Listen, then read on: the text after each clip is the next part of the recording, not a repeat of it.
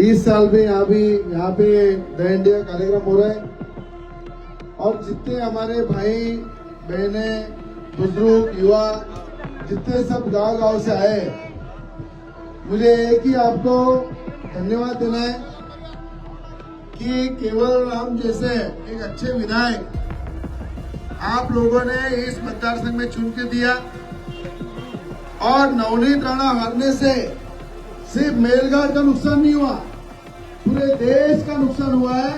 देश की हिंदू शेरनी आज रुक गई है, उसको रुकाया गया है और मेलघाट के अंदर ये पूरे एरिया में अच्छे वोट नवनीत राणा को मिले, थोड़े और ज्यादा मिलते थे तो 10,000 वोट जो कम गिरे उसको जीत जाती थी।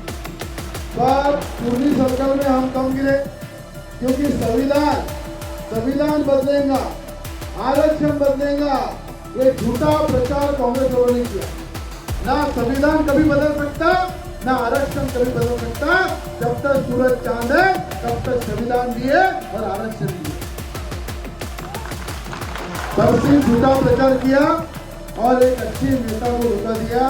आज मेलघाट के नाम जो रोज दिल्ली के पार्लियामेंट में नाम आता था कि आदिवासी क्षेत्र के मेलघाट के इस गांव का प्रश्न, फॉरेस्ट का विषय, जरीदार सब स्टेशन के लिए जो 55 गांव है वो जरीदार स्टेशन मंजूर करने का काम जिसने किया नवनीत राणा ने किया। आने वाले 30 तारीख को उद्घाटन होता है। 55 गांव में जो एमपी से सीधी थी वो अभी तक जरीदार सब स्टेशन से ये जो रोड है ये महाराष्ट्र से लेकर केंद्र तक पहुंचाने का काम नवनीत राणा ने किया। ये रोड भी नेशनल हाईवे का दर्जा इसको मिलने वाला है। आज फॉरेस्ट के जितने मुद्दे, फॉरेस्ट के जितने रोड है, जो फॉरेस्ट के लोगों को तकलीफ होती है, वन क्षेत्र से जो रास्ते जाते हैं उनको भी क्लियर करने का काम नवनीत राणा ने किया है। और एकलव्य स्कूल जो धारनी के अंदर लाई है वो भी नवनीत राणा ने लाया है और उनको 5 साल मिलते थे तो एक खासदार नहीं रहती थी, देश की केंद्रीय मंत्री रहती थी, एक बड़े पोस्ट पे जाके मेलघाट का काम करती थी। आज जो खासदार है वो खासदार को आपने देखा क्या? कभी देखा उसका चेहरा कैसा है?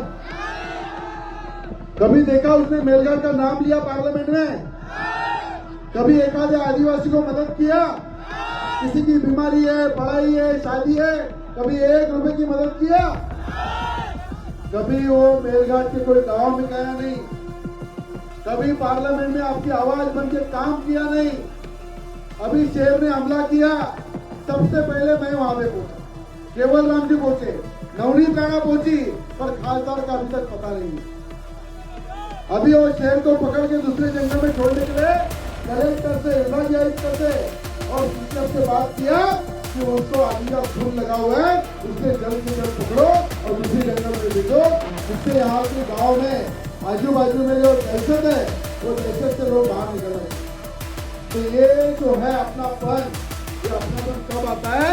जब अपन किसी के लिए प्यार करते हैं, किसी के दिल में राज करते हैं, वो नवनीत राणा आपके दिल में राज करती है। इसीलिए आज जो भी हुआ वो हमारे जिले का नुकसान हुआ, जिले के विकास का नुकसान हुआ, हमारे गोर गरीबों का नुकसान हुआ, हमारे महिलाओं का, युवाओं का नुकसान हुआ।